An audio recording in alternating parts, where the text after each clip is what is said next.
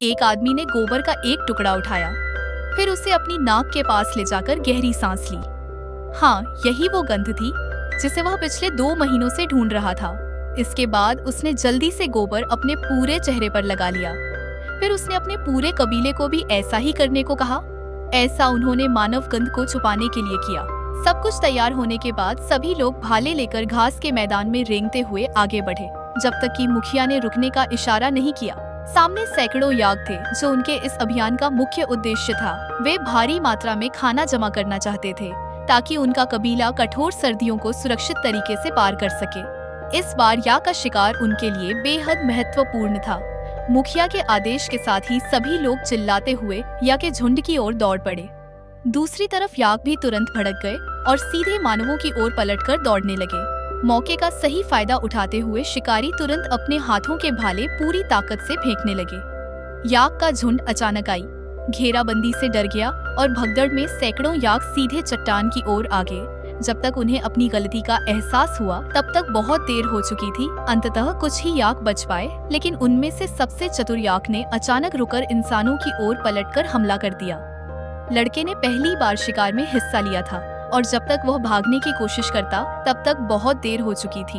याक ने लड़के को जोर से टक्कर मारी, जिससे वह दूर जाकर गिरा, लेकिन गुस्से में पागल याक ने उसे छोड़ने का कोई इरादा नहीं किया और फिर से उसकी ओर दौड़ पड़ा। कबीले के लोग जल्दी से चट्टान के पास पहुंचे, जहां लड़का एक पत्थर को पकड़े हवा में झूल रहा था। उसके पिता ने जोर से चिल्लाकर उसे पत्थर ना छोड़ने को कहा, लेकिन अगले ही पल लड़का एक पतली सी चट्टान पर गिरा। बेटे को नीचे बेहोश पड़ा देखकर बूढ़ा पिता हर खतरे को नजरअंदाज कर उसे बचाने के लिए नीचे उतरने की कोशिश करने लगा। लेकिन कबीले के लोग अपने मुखिया को यूं मरने नहीं दे सकते थे, क्योंकि वह न सिर्फ लड़के का पिता था बल्कि पूरे कबीले का नेता भी था और उसे सभी को सुरक्षित घर ले जाना था। अगले कुछ दिनों तक कबीले के लोग चट्टान के नीचे जाकर शिकार एकत्र करते रहे। वहीं आदमी हर रात चट्टान के किनारे बैठा रहा, लेकिन उसका बेटा होश में नहीं आया। जैसे जैसे सर्दियां करीब आ रही थीं, उन्हें घर वापस लौटना पड़ा। आखिरकार आदमी ने अपने बेटे की मौत को स्वीकार कर लिया। उसने अपने आंसुओं को रोते हुए खुद अपने बेटे की कब्र बनाई और भारी मन से वहां से चला गया। लेकिन आदमी ने यह कभी नहीं सोचा था कि उनके जाने के कुछ ही समय बाद 3 दिनों से भूखा एक गिद्ध लड़के के पास पहुंचा और उसके लहूलुहान होठों को नोचने लगा। हालांकि लड़का मरा नहीं था, लेकिन उसकी स्थिति भी अच्छी नहीं थी। वह डरते हुए अपने पिता को पुकारने लगा, लेकिन उसे यह नहीं पता था कि उसका पिता अब उससे मीलों दूर जा चुका है। लड़के ने सावधानी से चारों ओर देखा। वह वहां बैठे बैठे मरना नहीं चाहता था।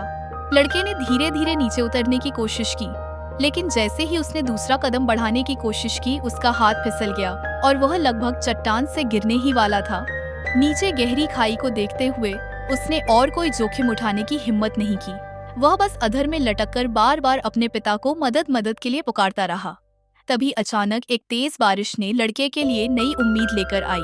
उसने देखा कि नीचे बारिश का पानी बहकर नदी बन चुका है। अब उसके पास कोई और विकल्प नहीं था, इसलिए उसने छलांग लगाने का फैसला किया।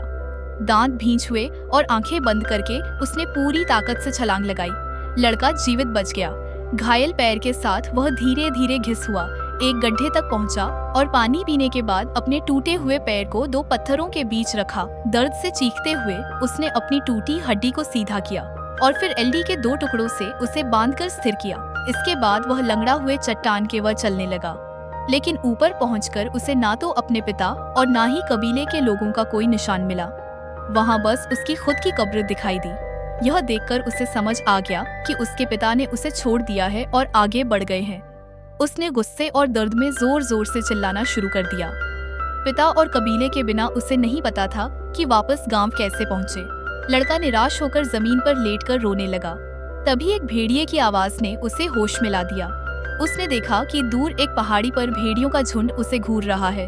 भेड़ियों की तेज नजरें और लपलपाती जीभ देखकर लड़के ने तुरंत भागना शुरू कर दिया। लेकिन 2 पैर 4 पैरों से तेज कैसे दौड़ सकते थे? जब वह सूखे पेड़ पर चढ़ने की कोशिश कर रहा था, एक भेड़िया उसकी टांग को जोर से पकड़कर खींचने लगा। जान का खतरा महसूस करते हुए लड़के ने तुरंत अपनी छुरी निकाली और मौका पाकर पेड़ की ऊंचाई पर चढ़ गया। लेकिन भूखे भेड़िए ने रात भर पेड़ के नीचे इंतजार किया। अगले दिन सुबह सुबह तक भेड़िए का झुंड वहां से चला गया। लेकिन एक घायल भेड़िया वहीं पड़ा रहा। लड़के ने एक लकड़ी का भाला बनाया और घायल भेड़िए को मारने की तैयारी करने लगा, लेकिन तभी भेड़िए ने अपनी कमजोर आंखें खोल ली और कांपते हुए कराने लगा। लड़के के दिल में दया आ गई। उसने सोचा कि वे दोनों ही अपने अपने साथियों द्वारा छोड़ दिए गए थे। यह सोचते हुए उसने भाला नीचे रख दिया। फिर उसने एक रस्सी निकाली और मौका पाकर भेड़िए के मुंह को बांध दिया।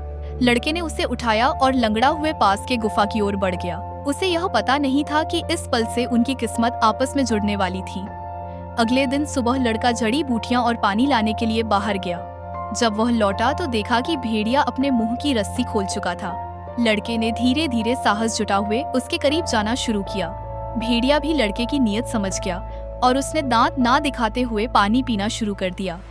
आने वाले दिनों में दोनों के बीच का रिश्ता बेहतर होने लगा। लड़का भेड़िए के घाव साफ करता और उसमें कीड़े से लड़ने वाली जड़ी बूटियां डाल, लेकिन यह स्थायी समाधान नहीं था। भेड़िए को ताकत जल्दी से वापस चाहिए थी।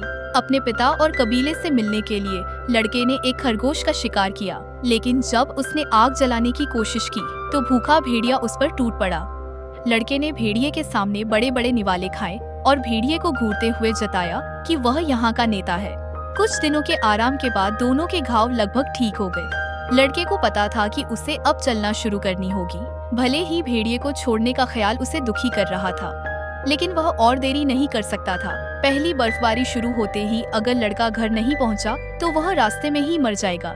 मजबूर होकर उसने भेड़िए अल्फा को अलविदा कहा और बिना पीछे देखे घर की ओर बढ़ गया। लेकिन उसे यह उम्मीद नहीं थी कि भेड़िए उसे छोड़कर जाने का कोई इरादा नहीं रखता। लड़का जहाँ भी गया भेड़िया चुपचाप उसके पीछे पीछे चलता रहा।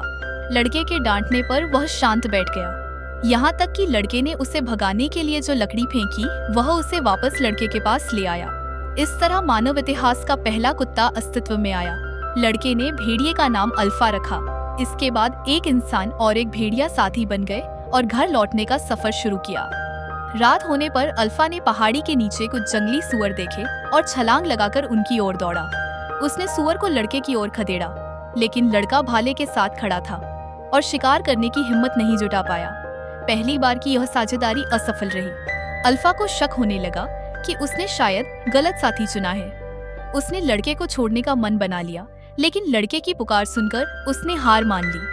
आने वाले दिनों में ज्यादातर शिकार अल्फा ही करता था, लेकिन वह उन्हें खुशी खुशी लड़के को सौंप देता। इतना ही नहीं, रात में वह चुपके से लड़के के पास आकर अपनी गर्मी से उसे ठंड से बचाता। लेकिन लड़के को सफाई पसंद थी और वह अल्फा को गंदा समझकर दूर कर देता। अल्फा के साथ रहने से लड़के के शिकार करने के कौशल में भी काफी सुधार हुआ।